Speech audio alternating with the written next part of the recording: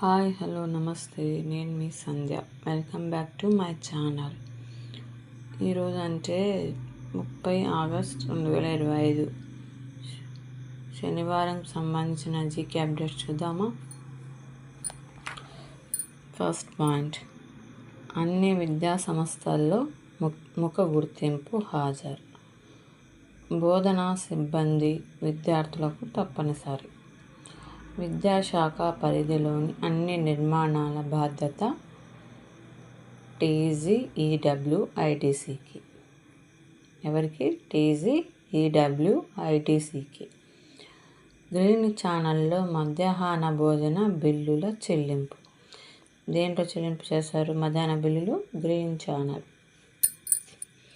Next, కేంద్ర ప్రతిపాదిత GSTతో రాష్ట్రానికి నష్టం. పేద మధ్యతరగతి వారికి ప్రయోజనం కలిగేలా చూడాలి.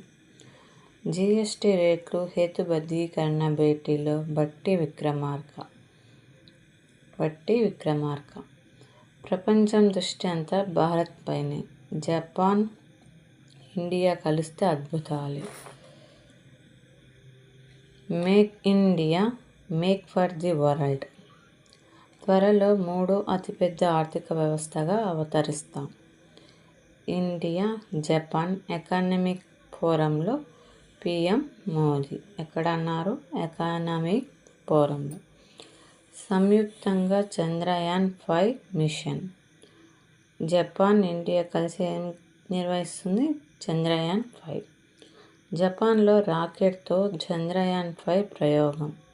జపాన్ రాకెట్ తోటే చంద్రయాన్-5 ప్రయోగం. నెక్స్ట్, కలిసి నడుద్దాం, బలపడదాం. భారత్ జపాన్ సంబంధాల్లో సువర్ణ అధ్యాయానికి శ్రీకారం.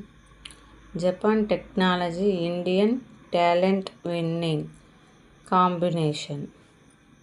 మోదీకి జపాన్ కానుకగా ఇచ్చింది మన బోధిధర్మ ప్రతిమే. ఇలాంటి ఇంపార్టెంట్ చూడండి, DSCలో అడుగుతుంటారు. ఏం ప్రతిమ ఇచ్చారు? బోధిధర్మ ప్రతిమే.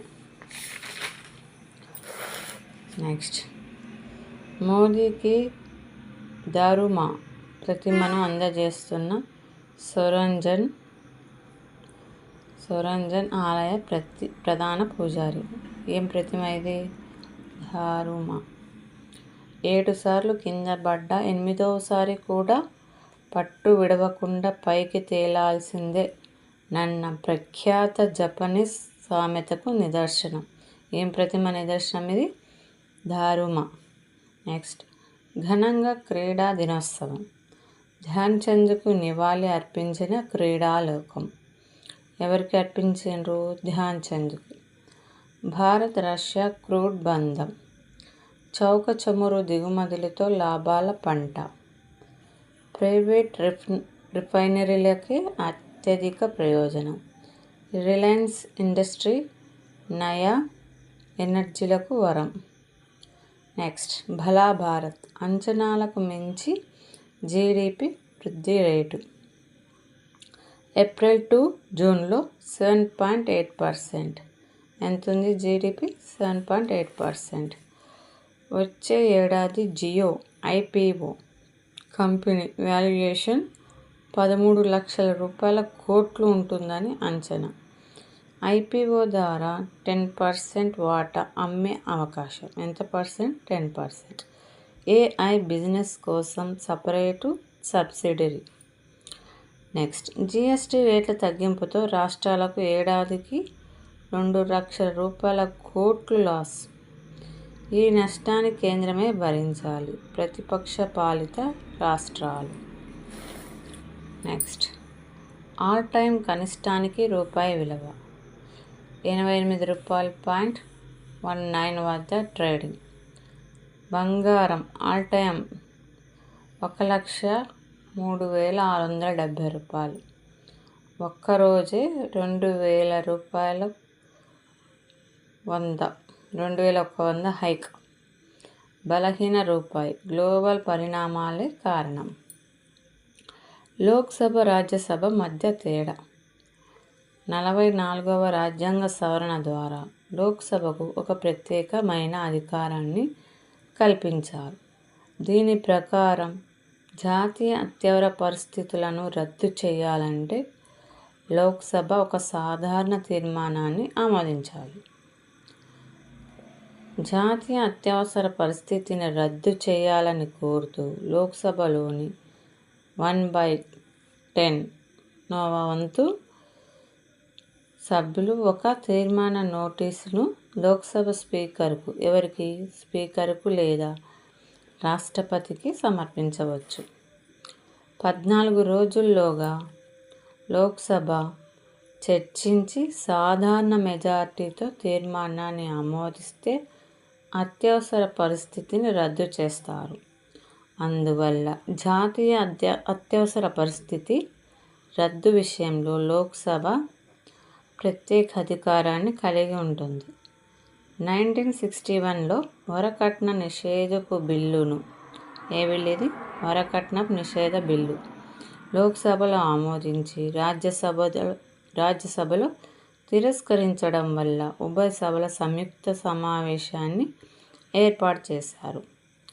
EY ఎకానమీ వాచ్ 2025 నివేదిక 2038 నాటికి భారతదేశం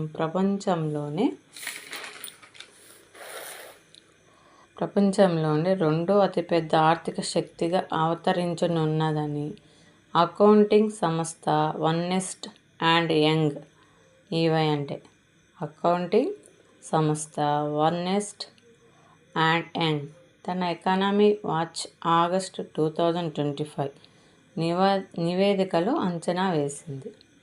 ప్రధానమంత్రి జన్ ధన్ యోజనకు 11 ఏళ్ళు. ఎన్నేళ్ళైంది జన్ ధన్ యోజన స్టార్ట్ అయ్యి? 11 ఏళ్ళైంది. ప్రధానమంత్రి జన్ ధన్ యోజన PMJDY అనేది భారతదేశంలో ఆర్థిక సమ్మిళితత్వాన్ని సాధించడానికి కేంద్ర ప్రభుత్వం 2014 ఆగస్ట్ 28 జన్ ధన్ యోజన ఎప్పుడు స్టార్ట్ అయింది? 2014 ఆగస్ట్ 28న ప్రారంభించిన ఒక పథకం. దీనికి 11 ఏళ్ళు పూర్తయింది. నెక్స్ట్, నేటి నుంచి అసెంబ్లీ సమావేశాలు.